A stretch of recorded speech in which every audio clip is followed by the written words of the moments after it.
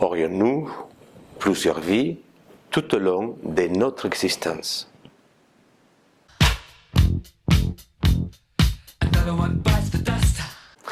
L'hindouisme avance qu'il existe de nombreuses vies et que nous sommes amenés à solder notre karma dans cette existence sous peine de devoir réincarner. Ainsi, chaque réincarnation serait l'occasion pour nous de faire l'expérience de choisir de nous libérer du karma ou au contraire d'en accumuler.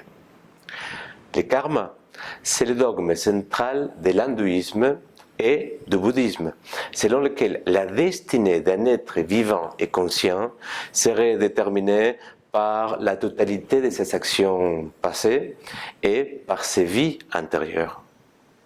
La religion monothéiste enseigne que pour accéder au paradis ou à la vie éternelle, nous devons agir avec bienveillance et compassion. Il recommande de traiter les autres comme on aimerait bien être traité. Ils disent « Agis avec ton prochain comme tu aimerais bien qu'il agisse envers toi ». Je suis profondément convaincu quand j'avance que chaque situation de vie, c'est l'occasion pour nous d'apprendre. Et que dans ce sens, l'échec n'existe pas. La seule chose qui existe alors, c'est un retour d'information.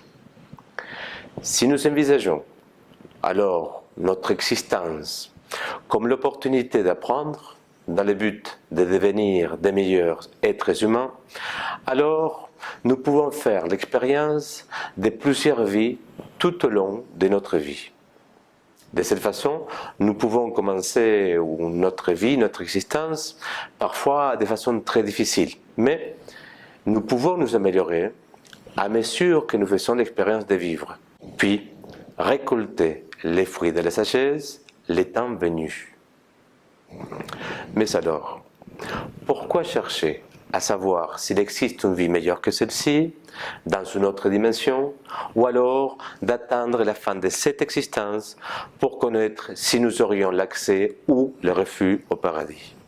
Nous pouvons chercher dès maintenant à faire l'expérience d'améliorer notre existence et celle des personnes qui croisent notre vie.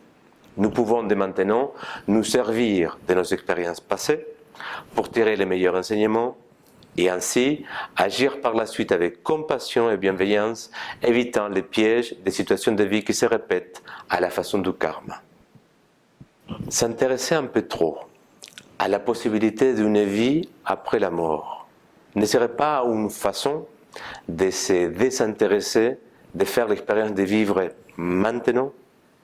À force de chercher à prédire l'avenir, l'homme passe souvent à côté du cadeau qui nous fait cette expérience de vie, le présent.